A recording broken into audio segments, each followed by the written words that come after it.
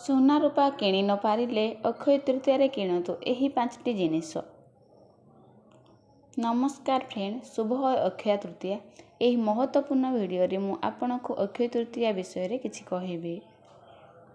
ତ ଚାଲନ୍ତୁ ଷ୍ଟାର୍ଟ କରିବା। ଅକ୍ଷୟ ତୃତୀୟା 10 ମେ ଶୁକ୍ରବାର ଦିନ ପାଳିତ ହେବ। ଏହି ତିଥିକୁ ସିଦ୍ଧ ମୁହୂର୍ତ୍ତ ମନାଯାଇଛି। ମାନ୍ୟତା ଅଛି କି ଏହି ଦିନ କିଛି ନ ଦେଖି ଯେକୌଣସି ଶୁଭ କାର୍ଯ୍ୟ କରାଯାଇପାରେ। ଜ୍ୟୋତିଷ ଶାସ୍ତ୍ର ଅନୁସାରେ ଅକ୍ଷୟ ତୃତୀୟା ଦିନ ଏହି 5ଟି ଜିନିଷ କିଣିବା ବହୁତ ଶୁଭ ବୋଲି ବିଶ୍ୱାସ କରାଯାଏ।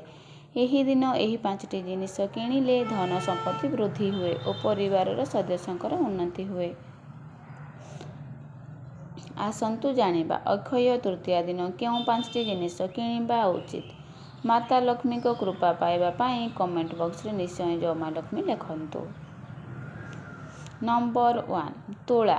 ଅକ୍ଷୟ ତୃତୀୟା ଦିନ ତୁଳା କିଣିବା ଶୁଭ ବୋଲି ବିଶ୍ୱାସ କରାଯାଏ। ଯଦି ଆପଣ ଦାମୀ ଜିନିଷ କିଛି କିଣି ପାରୁନାହାନ୍ତି ତେବେ ମନ ଛୋଟ କରନ୍ତୁ ନାହିଁ। ଏହି ଦିନ ତୁଳା କିଣିଲେ ମଧ୍ୟ ଧନ ଧାନ୍ୟ ବୃଦ୍ଧି ହୁଏ ଓ ଘରେ ଶାନ୍ତି ଓ ସମୃଦ୍ଧି ବଢ଼େ।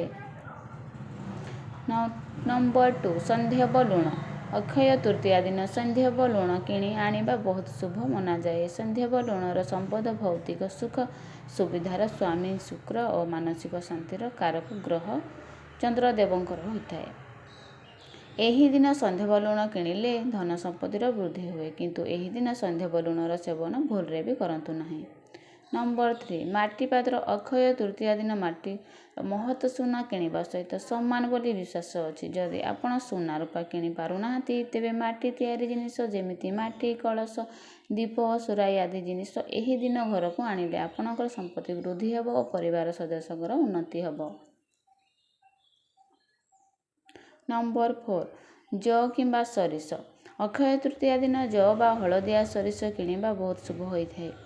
ଏହି ଶୁଭ ଦିନରେ ଯଅ ବା ହଳଦିଆ ସୋରିଷ କିଣିବା ସୁନା ରୂପା କିଣିବା ସହିତ ସମାନ ବୋଲି ମାନ୍ୟତା ଅଛି। ଅକ୍ଷୟ ତୃତୀୟା ଦିନ ଯଅ କିମ୍ବା ହଳଦିଆ ସୋରିଷ ଘରକୁ ଆଣିଲେ ମାତା ଲକ୍ଷ୍ମୀଙ୍କ ଆଶୀର୍ବାଦ ମିଳିଥାଏ। ନମ୍ବର 5 କଉଡ଼ି ଓ ବାସନ। ଅକ୍ଷୟ ତୃତୀୟା ଦିନ ବାସନ ବା କଉଡ଼ି କିଣିବା ବହୁତ ଶୁଭ। ଏହି ଦିନ ତମ୍ବା ବା ପିତ୍ତଳ ବାସନ କିଣି ଘରକୁ ଆଣିଲେ ଧନ ଧାନ୍ୟରେ ବୃଦ୍ଧି ହୁଏ।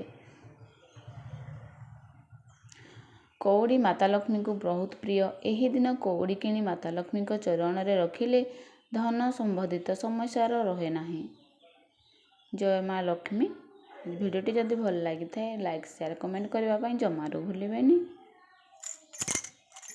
ଚ୍ୟାନେଲରେ ଯେଉଁମାନେ ନୂଆ ଅଛନ୍ତି ପ୍ଲିଜ୍ ଚ୍ୟାନେଲକୁ ସବସ୍କ୍ରାଇବ୍ କରିଦେବେ। Thank you.